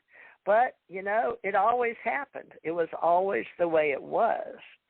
So the whole point of Richard and I coming together, in my own estimation, you can, throw eggs at me or whatever you want to do when you see me in human form out, which I don't get out among the people much, very seldom. Mainly because of the sign of the times, COVID-19 here on the planet, folks, and we're hearing other strains, whether they be. But you know what? Those that believe in their immortality and their oversoul and their spirit, and that we come and go and come and go. Some of us may be on the wheel of life that can't get off the light or may follow a certain light, and those are the blue flame that go eternally. But Jesus was in the white light.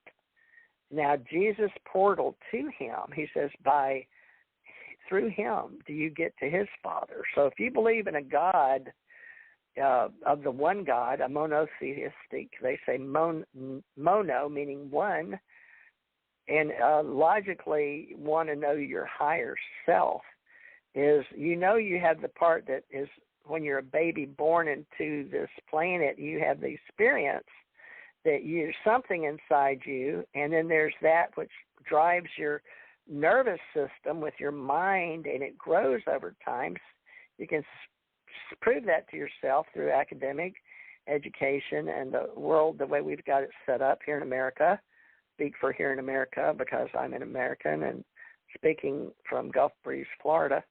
But I was born in Louisiana, but I was born in America, and knowing that I was raised to believe all this, but the knowing comes from me dying and being on the other side and doing, like Richard said, soaring into another place in space. And I actually talked to some people, our beings, our mortal souls, and was told I could come back. By choice, I did. When I talked to angels at the age of 7 in second grade, they were up above me when I had hepatitis. I talked to angels, so I believe in angels. I've seen people with demonic powers. I've seen dark shadows, not knowing if they're evil or good, but I understand there are beings that can come and go, just like some people say they are out in space, beings that have no soul, and they call them archons from those. We can do a whole show on those, which a lot of radio shows do, but there are things out there that we don't understand, and we may be in fear of. But what we like to say is there's only fear of fear itself, because if you believe And faith is a wonderful thing, and it's gotten me out of a lot of stuff. When I was really down, I was in debt. I didn't know how I was going to get out of it. I didn't know what was going to happen to me. My children are, going through just terrible times. It was my faith that pulled me out of it, got me out of some bad scraps. And, I've got scars, I guess, internally that we all say we have to go see a therapist for, confess our sins or whatever, it'll make us whole. But Jesus, Yeshua, or whatever you want to believe that man, scare me, walked around 5 times. Let you talk, Richard, but do you believe he walked on a human form? I do. You're breaking up.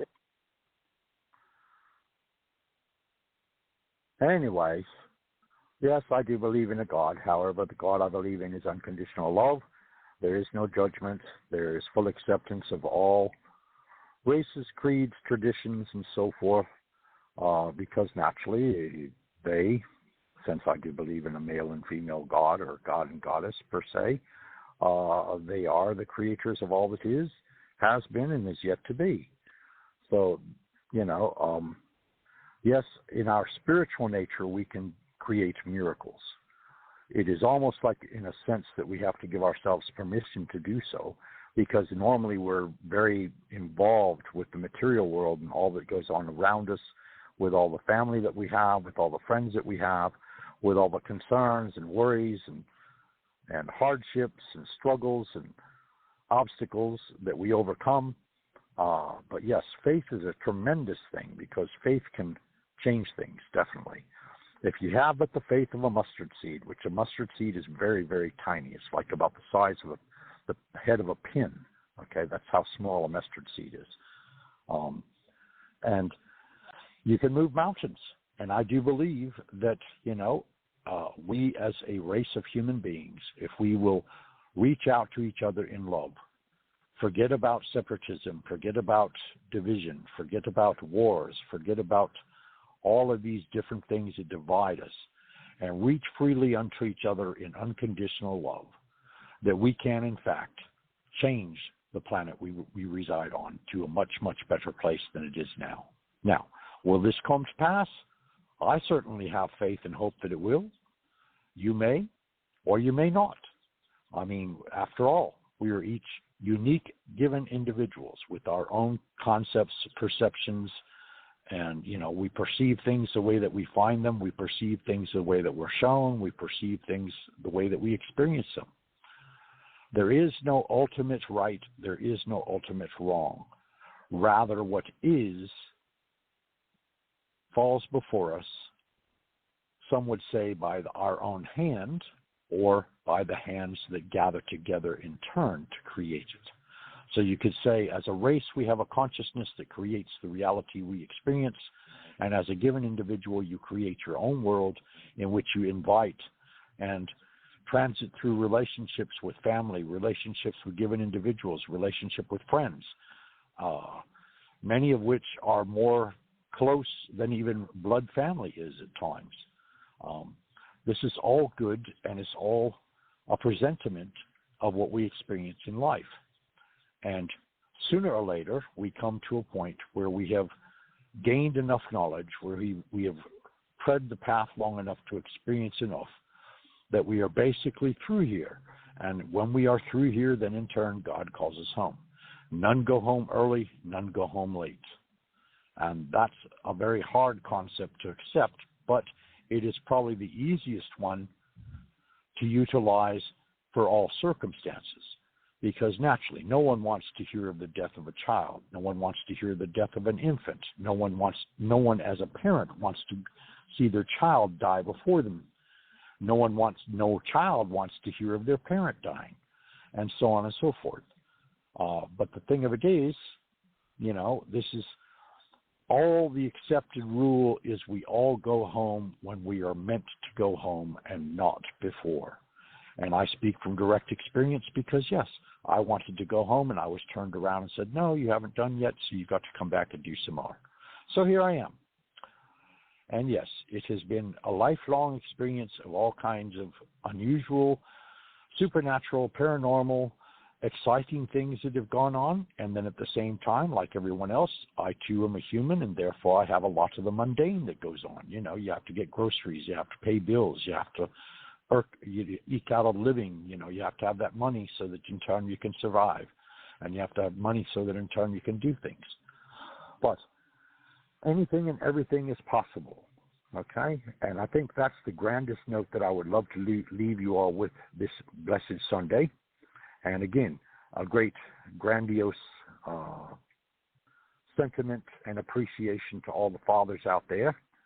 And, of course, this is the summer solstice, which is a holiday that celebrates the length of the sun because it is higher in the sky and stays longer in the sky. There is more light today than there is any other day of the year.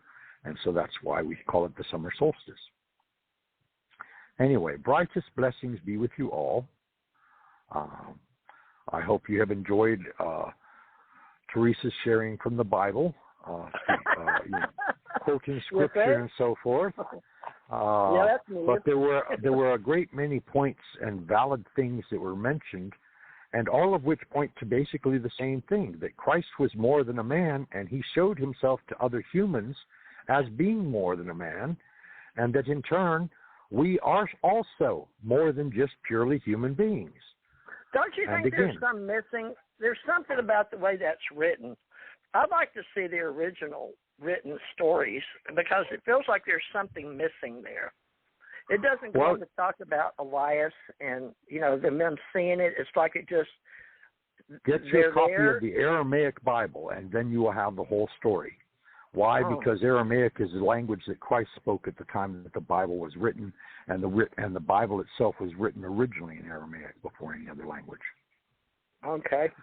And I assure you, it tells you a whole different twist than what the King James presents. Some to the good, some to the not so good, some to the strange. It's just a very, very interesting read is all I can say. Well, did you get one that was translated, or do you read Aramaic? You can acquire the Aramaic Bible that is translated directly from the Aramaic into English, and it was this copy that I acquired. And yes, I've studied the Latin ones, I've studied the German ones, I've studied the Russian ones, I've studied the Western versions, which is King James, and then of course the Eastern German, the Eastern versions, which are of course all done through the Orthodox Church. The Orthodox Church recognizes a few more books in the Bible than the James Version does, and so forth. And of course, this has been an ongoing struggle, you could say, as to what should have been put into the Bible and what should have by rights been left out, when in reality, none of it ever should have been left out at all, because all of the books present a genuine story that has a message that was being told to the people at that time. Now, of course, the Bible would have had a whole lot more books than it has now. It would have been much, much thicker, and it would have taken a whole lot longer to read. Myself personally, I just prefer the New Testament simply because that's based purely on the teachings of Christ, and it quotes Christ quite often. You know, tell people. Well, I'll tell people. Constantinople, that city, and Constantine was the king. And back in the day, they weren't much of anything. But because of some certain things happened, I'd like you to look it up. Look up the story about how the Bible was chosen and how certain books were put in the Bible, and the fact that they couldn't seem to agree and get all these people together. And I've seen and read several stories about it because that was always curious to me. I always felt like my soul told me that there was good story here, but there was more to it. No matter which religion I joined or what sect, I always felt there was more, even esoteric and occult metaphysical books. There's always more.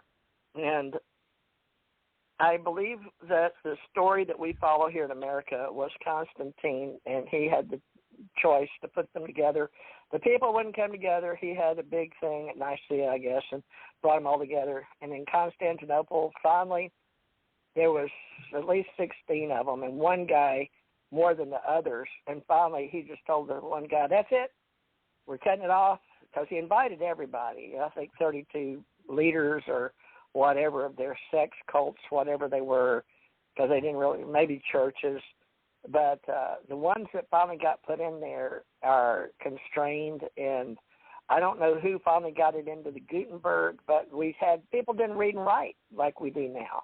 So you got to remember that, folks, especially those in America, and especially those that think they're right about things. And I'm not right about everything, and I'm not wrong about everything. That's all of us. So you have to weigh a balanced soul and higher self with that your divine revelation you're receiving from God himself or herself or both selves or the source or the monad. But we are leveling up. And I strongly suggest that love, because Jesus said faith, hope, charity, and the greatest is love. And I always remember that because my children had to recite it in church when I was taking them to church when they were little kids. But faith, hope, charity, and the greatest is love, because Jesus was asked himself, the man, and it quoted.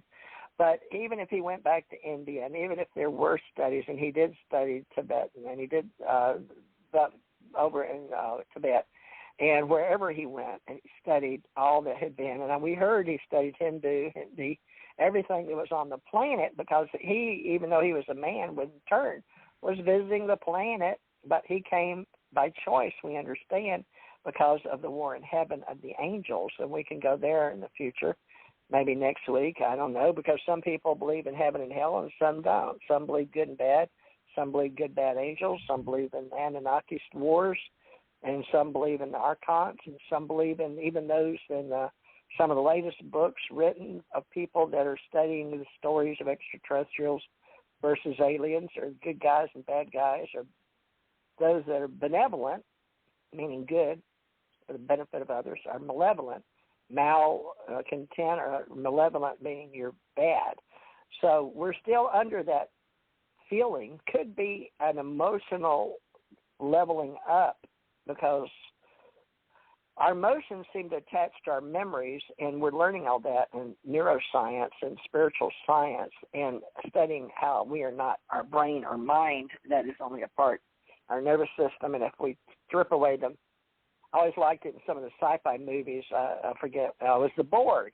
It was not Star Wars, but Star Trek. And I always remember that lady, I still like that actress, she had high cheekbone, but the woman that played that part, but they took the brain and the spine out of the humans, so to speak, and put them inside the Borg. But she was all metal-like, holding the nervous system. Anyway, that's sort of how I see us as part of something much greater than ourselves. But that nervous system all over us has memories, and if you cut one of those nerves, it has no more memory. It can be cut and severed, and you don't feel that anymore. So that made me wonder, because I had my back cut and my throat. When my throat was cut, I was supposed to be able to talk after, but I couldn't. Finally, some little came out of me. And then finally I told God if he'd let me speak, I'd sing again. And I did. I made some gospel songs, stuff like that. And that's how some of my music I still sing or you hear occasionally. I can't get to a lot of my original music. But with that said, the fact is our human reflection of what we are as a human has something to do with our inner nervous system and mind that has to do with how we walk, talk, speak, touch, taste, feel, and our emotions are attached to those feelings that help us gain memories. Now, some people say we don't have memories because they've seen their relatives with left side or right side stroke, or their memories are gone, or where are they? Well, they came from somewhere, so they're recognizing that they can still be in a human form, either using one side or the other, or none, or lose complete memory of who their family was and still be something of a human. So these are things that you should contemplate and think about, because we can still be here now, still be in human form. Is our soul still there till we die? I believe it is, to give those people comfort that have had those situations. And with death and dying, I believe that our bodies go to the ground and our spirit rises to be part of our book of the soul, our higher soul conscious, And that's just what I choose. Richard and I, and a lot of other people may say it differently than you know about it. But Richard, a way to say the Spirit, we always have the Spirit, and Jesus talked about that. But what he was showing was probably everything that he is as a light being going back to the Father. And he talks about all children and their angels are in the presence of God, so they know their innocence. So maybe they get to come back to this place or another place or another existence. And I guess we can take that to another level next week because we're out of time now. Yeah, well, we're nigh at the second hour. All right. Anyway. Well, everybody, enjoy your life. Enjoy your whatever you're out there researching and studying, but keep your soul, mind. And there's a show I'm watching from 2018 called The Good Place. And I'm Ted Danson's in it. I found it on Netflix. But, Richard, Janet told me about this probably in 2018 because she could get Netflix, but I got all cable, and I got a lot of channels, and she didn't. But she told me about that, and the girl that plays the being was Janet. Now I get what she was telling me. She found that curious. We're both Janets. Well, my All right. Well, I'm going to sign off. Much love and light. It's been a pleasure as always. Are you going to come back much love and Wednesday? light to all our listeners. We'll discuss that in private, okay? Oh, Wednesday? Okay. Well, I guess we'll be back Wednesday. All right. Love and light, everybody. Love and light. Thank you, Richard. All right, folks. I'm planning on, I pay for every day, 2 hours here. And it depends on who you are. But if you would like to speak on a topic, let me know. You can write to me at tjmorrisagency@gmail.com or tjmorrisamerican@gmail.com, tjmorrisreporter@gmail, So I've got publishing, reporter, American. I've got ACIR, and I've got TJ Morris Agency.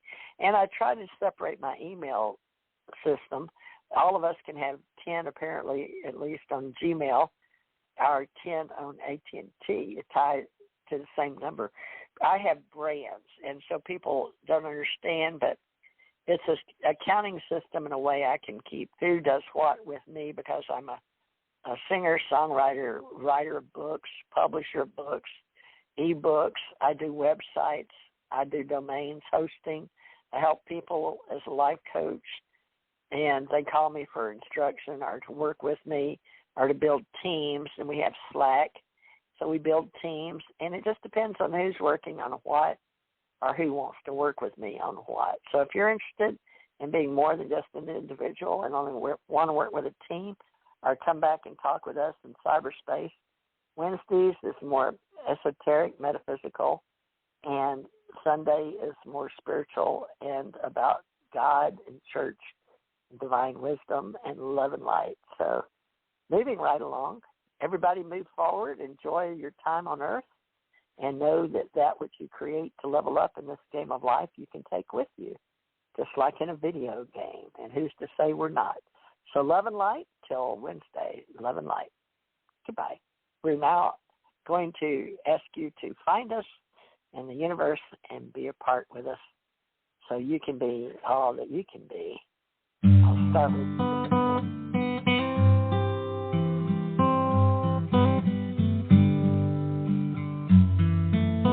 when you're down and troubled and you need some love and care and nothing's going right. Close your eyes and think of me, and soon I will be there to brighten up even your darkest night. You just call out my name, and you know wherever I am, I'll come running to see you again.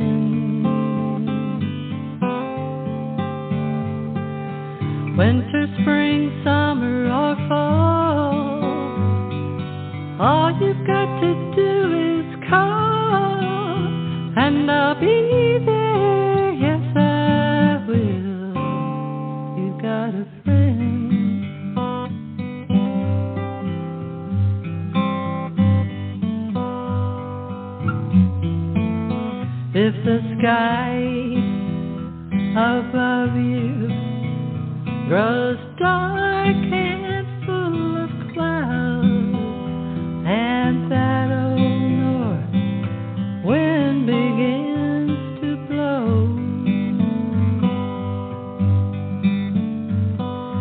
Keep your head together and call my name out loud.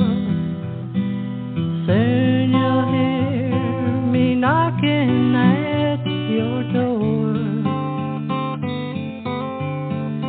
You just call out my name, and you know wherever I am, I'll come running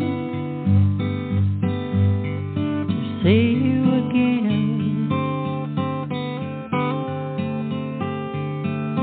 Winter, spring, summer, or fall, all you've got to do is call, and I'll be there, yes I will. Now ain't it good to know that you've got a friend when people can be so cold? They'll hurt you and desert you and take your soul if you let them. Oh, but don't you let them. You just call out my name, and you know wherever I am, I come running to see you again. Winter, spring, summer, or fall, all you've got to do is call, and I'll be there, yes I will. You've got a friend. You've got a friend. You've got a friend. You've got a friend.